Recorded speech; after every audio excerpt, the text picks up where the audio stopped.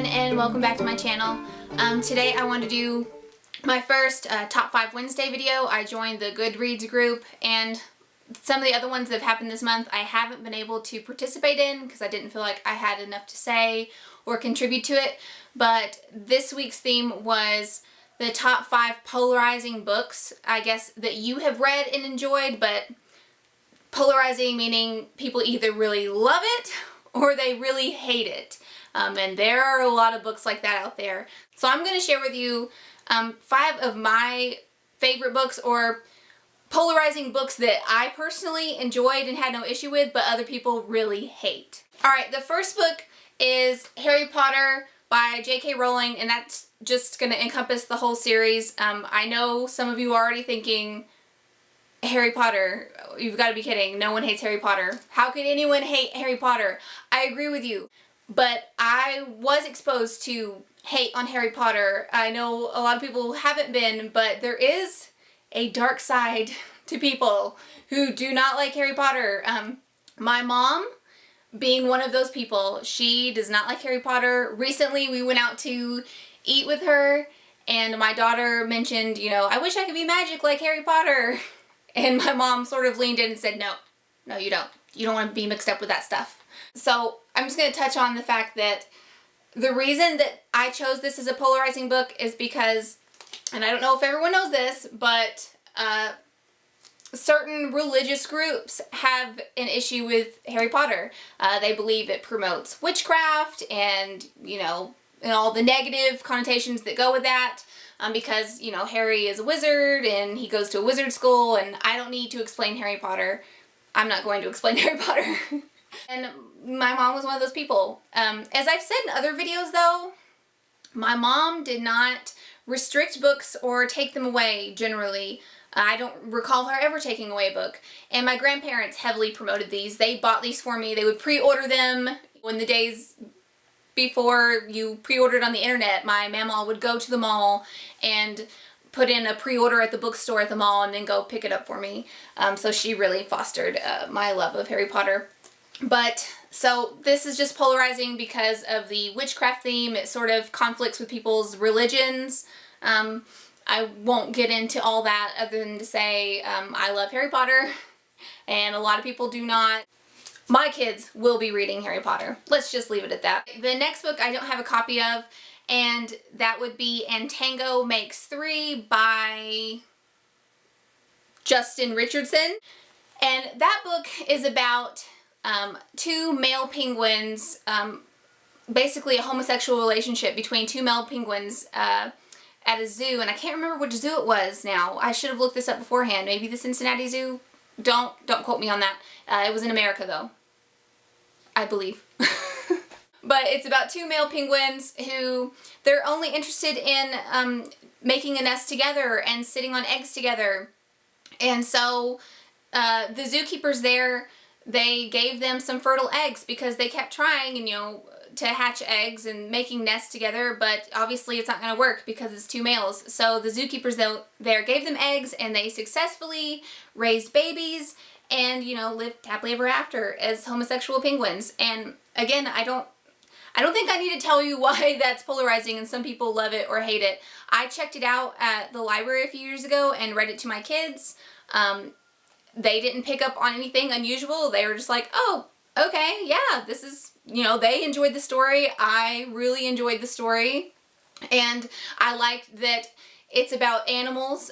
Just goes to show that, homosexuality is, prevalent in almost all the species on Earth. More than even I knew, but I'm reading a book that touches on that. So I know more about it now than I did even before. So yeah, I personally really enjoyed that book. I thought it was really sweet and endearing. My kids enjoyed it, and so if you haven't read it yet and you've been curious about it, go read it. Alright, the third book, which I again do not have a physical copy of. I have it on my Kindle, which is broken and tucked away somewhere. But that would be 50 Shades of Grey by E.L. James. I'm not ashamed to say that I thought the books were fine. again, these are books that some people really, I mean, this was a big one. People really hated these, or they really enjoyed them. There didn't seem to be too much in between. I was someone that enjoyed them. I'm not gonna lie. It's been several years since I've read them. I read them all very rapidly, and I've not picked them up since, or even been interested in rereading them. There definitely seem to be a once and done for me, you know.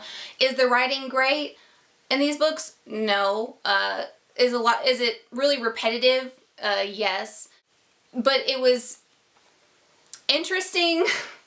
I think we all know what 50 Shades of Grey are about. If you don't, this girl who meets this high-powered business guy, and they enter into this contract relationship where a lot of BDSM and bondage stuff happens, and then they fall in love. And so yeah, that's the gist of all the things. I think it could have been wrapped up in one larger book. I read these books when my husband was deployed for quite some time, so I enjoyed them in my lonely husbandless months that I spent without him, and I thought they were just entertaining. And for romance novels, I liked that they were a little bit different, at least than I was used to reading. Not that I read a whole lot of romance, but obviously it had more elements to it than you would typically see. I know one of the main things that people hated about the books, and I have friends that really hated them for this reason, is because of the bad light and misconceptions they shed on, like, the BDSM bondage lifestyle, or, you know, that people take part in. They told me, you know, that's not how it really happens. This is actually really abusive. It highlights an abusive relationship. I don't disagree. I have no comment on that. I can't disagree or agree because I'm not familiar with the ins and outs of that community. So I have nothing to say about it other than still I like the books. Books are sort of untouchable to me. So they can be as awful or horrifying, or, you know, have so many misconceptions in them as possible, and they can still be alright. So I liked it. The next is another series, and this is the copy I could find right now that I have, but it's the Clan of the Cave Bear series, or the Earth Children series by Jean M. Auel. This is the second one in the series. A lot of people really liked Clan of the Cave Bear, but then really hate the rest of the series. I'm a person that loved all of them. I think the biggest issues people had with them is these are very, very, very descriptive, and apparently a lot of people think that it's just very poorly written, needs a lot of editing. I personally love that it sort of had all this information, you know, like 5 pages at a time, she will describe like a handful of plants in the area, or you know, animals and things like this. And I personally like that. I didn't mind the really, really long-winded landscape or plant descriptions, or some people say they didn't get to know the characters and they couldn't really love them. I love them. I cried. I've read the series a second time now, which I finished this past fall, and I cried when I read the last book because I was just so upset to say goodbye. These books really got me into prehistory and prehistoric times and people, but some people just really hate these because they just say they're not quality, they're poorly written, they need edited, it's just too much, you don't get to know the characters. So, but again, these are ones that I just happen to love. And the last one, I think I saved really my most polarizing book for last that I enjoyed. Although 50 Shades is pretty close. I think it would be a tie between this one and 50 Shades. But this is Twilight by Stephenie Meyer. I read these very rapidly. I don't know if I read them like when they came out. It was just several years ago when the hype was really big. And so I, you know, was buying these at the store and just consuming them very rapidly. People hated these. And this is the only one I really had an issue with people hating, is most of the people that I ever talked to that hated the book or the books didn't read them. And I have a huge issue with that. If you read these books and hated them, I love you. Like, great. I think that's awesome that you read them and hated them. I would rather someone read a book and hate it than hate it just because it's popular. I read these and I love them. I haven't read them again. So maybe I would have a different opinion now because I read them, I don't know, 5 years ago, 6 years ago, whenever the hype was, I read them. So it's been a while. So maybe if I read them now, I wouldn't like them as much. Obviously I was younger then and more the audience that this catered to. But people hated these because they didn't like the vampires that were in these. Again, I'm not going to explain these books. I feel like if you aren't familiar with them, just go look them up. But people hated the vampire aspect in this. They said that these aren't real vampires don't do this, and they don't do that, and they sparkle, and blah, blah, blah. Someone can write about vampires any way they want to, or ghosts, or zombies. Like, there's a million different ways. You can recreate your own mythical creatures, so to speak, as long as I think you keep to the basics. Obviously, if they didn't drink blood, then I don't think they would be vampires. That's my personal limit, and my limit isn't that they sparkle.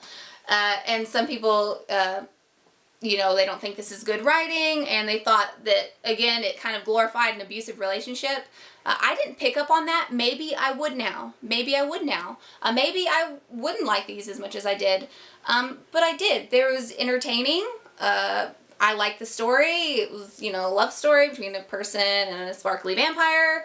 And I just had no issue with it. And I'm not ashamed to say that I enjoyed these. I'm not ashamed.